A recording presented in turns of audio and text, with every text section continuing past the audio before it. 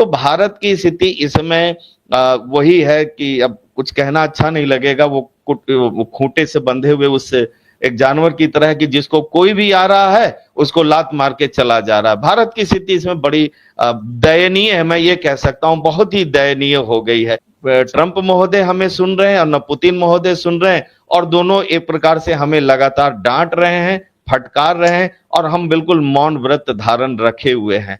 और पाकिस्तान के साथ अन्य देश खड़े हैं। ठीक है, पाकिस्तान ने जो भी कार्रवाई की हमारे अगेंस्ट में सब कुछ किया, लेकिन अंतर्राष्ट्रीय मंच पे तो उसके साथ ज्यादातर देश खड़े नजर आ रहे हैं। इवन अमेरिका, ट्रंप महोदय ने कहा आई लव पाकिस्तान, कमाल की बात है। भारत के लिए यह बात नहीं कर रहे, जब कभी मोदी जी कहा करते थे अगली बार ट्रंप सरकार, ये वही लव लव वाली बात अगर ट्रंप महोदय कह देते तो बात समझ में आ जाती। किसी नींद खुलती है तो उठ के धमकाना शुरू कर देता है, कोई दोपहर को सोता है शाम को उठता है तो धमकाना शुरू कर देता है।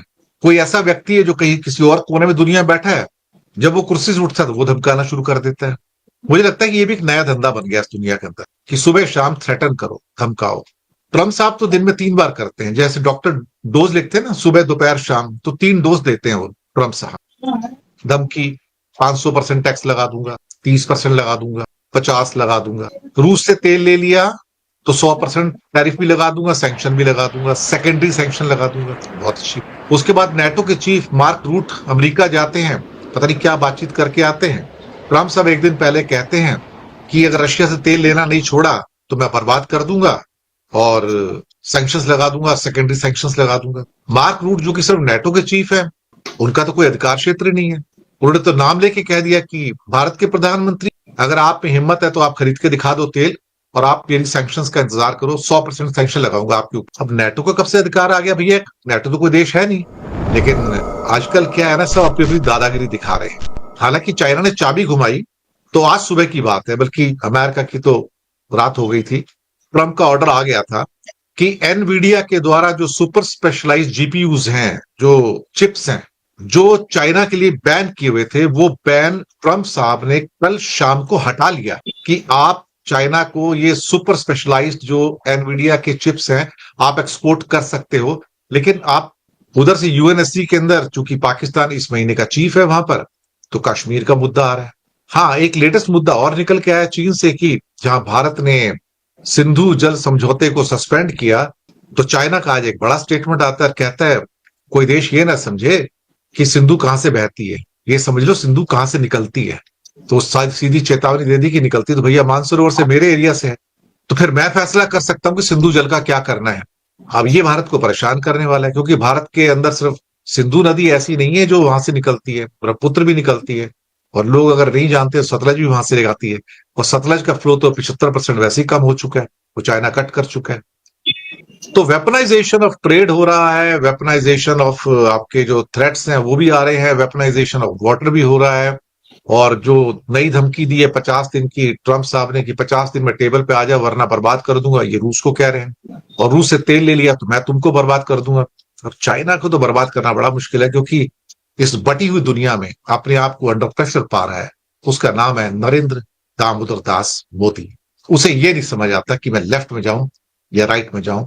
लेकिन साथ में एक वाक्य और जोड़ देता हूं, रशिया की पॉलिसी में कल बहुत बड़ा पैराडाइम शिफ्ट आया है और भारत को दरकिनार किया गया है।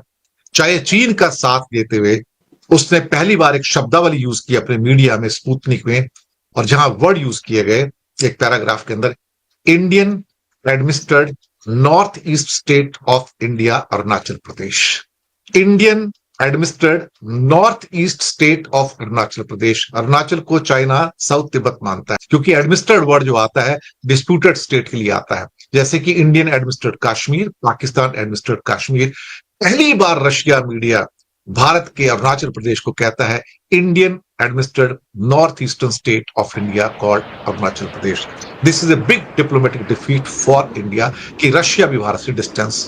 लेकिन रूस, मुझे लगता है कि मैंने अपने जीवन काल में सिंस 1956 मैंने इतना वॉलेटाइल वर्ड कभी नहीं देखा है, इतना रेस्टलेसनेस देशों में मैंने कभी नहीं देखा, इतनी इनकंसिस्टेंसी स्टेटमेंट्स में और उनके कर्मों के अंदर मैंने कभी नहीं देखा। आई थिंक डिप्लोमेटिकली कहा जाए और लीडरशिप के डोमेन के बारे में कहा जाए, probably the worst leadership in this world right now we are witnessing, worst leadership. इससे बुरी लीडरशिप हो नहीं सकती। जिन्हें बोलने की तमीज नहीं है, गली मोहल्ले के जैसे वो दादा लोग होते हैं ना, छोटे मोटे गुंडे होते हैं, मवाली होते हैं, जिनको मुंबई में मवाली कहा जाता है, दे जस्ट बिहेविंग लाइक मवाली sir, it's not more than that sir. Green Marc वाला अगर फॉर्डर देंगे गायों को तो हम आपका माल ले लेंगे। जयशंकर का स्टेटमेंट है, वो यही कह रहा है कि the condemnation which should have been of Pakistan, indirectly नाम नहीं लिया, वो कंडेमनेशन नहीं निकल कर आ रहा है। अगर नहीं निकल के आ रहा तो आपकी कमजोरी है ना। उनके साथ सबसे बड़ी दिक्कत क्या हुई कि आपने बोल दिया कि चीन ने खुलकर पाकिस्तान का युद्ध में भारत के खिलाफ साथ दिया, ओपनली हो गया। आपके डेप्टी आर्मी चीफ ने बोल दिया, राहुल सिंह ने भी बता दिया, और उसके बाद आप तुरंत चाइना जाते हो और वहां जाके कहते हो हमारे और चीन के संबंध लगातार सुधर रहे हैं और वो क्या कहते हैं, अच्छी बढ़ोतरी की ओर है।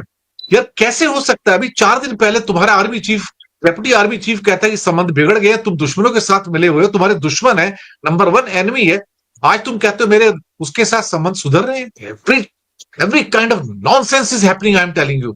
आप क्यों नहीं कहते कि तुमने क्यों उसकी मदद किया? आप पे हिम्मत नहीं कि चाइना को बोलने की, लेकिन पता है ना कि फिर हमारी भी चड्डी बनियान वहीं से आते हैं ना। मुसीबत ये है, हम भी क्या करेंगे? हमारे तो जो स्क्रू ड्राइवर है, जो पेन है, जो पेपर है, सब तो वहां से आ रहा है। हम तो सब कुछ अपना यहाँ बनाना बंद कर चुके हैं ना। अब तो ये हालात हैं संजय कुमार। और ऊपर से अब नेटो के चीफ आ गए, मार्क रूट। अब वो कहते हैं बंद कर दो वरना 100% सैंक्शन लगा दूंगा। एक नया मसीहा पैदा हो गया दुनिया में साहब, देख लीजिए। जी सर। इस समय तो ये साफ साफ एक प्रकार से उन्होंने इस बात को स्टैंपिंग करने की कोशिश की है कि ब्राजील, चाइना और भारत जो है वह एक ही साइड है। ये अलग बात है कि भारत अभी तय नहीं कर पाया कि वो अमेरिका की तरफ है कि चाइना की तरफ, हालांकि अभी तक तो अमेरिका की तरफ था। लेकिन नेटो सेक्रेटरी जनरल का यह जो थ्रेटनिंग जो वर्ड्स है, थ्रेटनिंग है ये बिल्कुल, और ये थ्रेटनिंग सीधे सीधे ये हिट कर रहा है, हमारे सॉवरेंटी को हिट कर रहा है, इंडियन सॉवरेंटी को, ब्राजीलियन सॉवरेंटी को, और इस तरीके से चाइनीज सॉवरेंटी को हिट कर रहा है कि अगर आपने रूस से तेल खरीदा तो 100% सैंक्शंस आपके ऊपर लगाए जाएंगे, सेकेंडरी सैंक्शंस लगाए जाएंगे। यानी रशिया और ब्राजील यहाँ के पे तो एक चीज है संजय कुमार जी, मैं इंटरवीन जी करूंगा, जी सॉरी। क्या ये इंडिविजुअल कंट्री, ब्रिटेन जिसके साथ हमारा एफटीए हुआ है अभी रिसेंटली, ईयू के साथ हमारा एफटीए होने जा रहा है, फ्रांस के मैक्रो साहब या जर्मनी के मर्स या ब्रिटिश के कीर स्टारमर हिंदुस्तान से कहेंगे मैं तुम्हारे ऊपर सैंक्शन लगा रहा हूं? ये सोचने वाली बात है। क्या इनमें इतनी हिम्मत है कि इंडिया में सैंक्शन लगा देंगे? सोचने वाली बात है सर ये। नहीं, आप बिल्कुल सही कह रहे हैं। वैसे भी आपको याद होगा कि फ्रांस के राष्ट्रपति ने जब कुछ बात कही थी तो ट्रम्प ने उनको भी चुप करा दिया था और कहा था कि आपको कुछ नहीं पता है। वो तो खैर है ही, लेकिन अगर एक प्रकार से रशिया से अगर नहीं खरीदा जाता है तीनों कंट्रीज के द्वारा, यानी रशिया के ऊपर एक प्रकार से ये इम्पोजिशन हो जाएगा, एक सैंक्शन हो जाएगा। और यह भी बात सामने आई है कि 50 दिनों के अंदर इनको आप फोन करें पुतिन महोदय को और कहें कि वो पीस के टेबल पे आए, नेगोशिएट करें, नहीं तो इसके गंभीर परिणाम होंगे और यूक्रेन को हम और भी ज्यादा से ज्यादा मिलिट्री सामान देने जा रहे हैं, यानी युद्ध को हम और भड़काएंगे अगर रूस नहीं माना तो। यानी रूस को भी चेतावनी है, चाइना को है, ब्राजील को है, भारत को है, इन सारे कंट्रीज को, ईरान को है, सबको है। यानी अमेरिका एक लकीर खींच रहे हैं और उस लकीर में वह तय कर देना चाहते हैं कि उनके साथ कितने देश हैं और अगेंस्ट में कितने देश हैं। भारत के साथ क्या है, या मोदी जी की जो महत्वाकांक्षा रही है विश्व गुरु बनने की, मुझे तो लगता है उसके पीछे रीजन यही है कि हम विश्व के लीडर बने और ट्रंप और पुतिन हमारे अम्ब्रेला के नीचे आ जाएं। अब स्थिति यह है कि न ट्रंप महोदय हमें सुन रहे हैं और न पुतिन महोदय सुन रहे हैं, और दोनों एक प्रकार से हमें लगातार डांट रहे हैं, फटकार रहे हैं, और हम बिल्कुल मौन व्रत धारण रखे हुए हैं। मोदी जी कुछ भी नहीं बोल पा रहे हैं। तो जयशंकर महोदय को अभी उन्होंने भेजा था चीन में, उसके पीछे रीजन कहीं ना कहीं मुझे ये लगता है कि चाइना के साथ जो इधर जो हमारे संबंध थोड़े तल्ख रहे हैं, खासतौर से भारत पाकिस्तान के बीच में जो भी ऑपरेशन हुआ था सिंदूर का, उसमें चाइना ने जिस प्रकार से सपोर्ट किया था पाकिस्तान को, और पाकिस्तान का नाम एक बार भी इधर लगातार 3-4 जो अंतर्राष्ट्रीय जो संगठनों के सम्मेलन हुए, पाकिस्तान का नाम कहीं नहीं आया, किसी भी नहीं। तो भारत को शायद ये बात समझ में आ रही है कि कहीं ना कहीं ये अलग थलग पड़ रहा है और पाकिस्तान के साथ अन्य देश खड़े हैं। ठीक है, पाकिस्तान ने जो भी कार्रवाई की हमारे अगेंस्ट में सब कुछ किया, लेकिन अंतर्राष्ट्रीय मंच पे तो उसके साथ ज्यादातर देश खड़े नजर आ रहे हैं। इवन अमेरिका, ट्रंप महोदय ने कहा आई लव पाकिस्तान, कमाल की बात है। भारत के लिए यह बात नहीं कर रहे, जब कभी मोदी जी कहा करते थे अगली बार ट्रंप सरकार, ये वही लव वाली बात अगर ट्रंप महोदय कह देते तो बात समझ में आ जाती।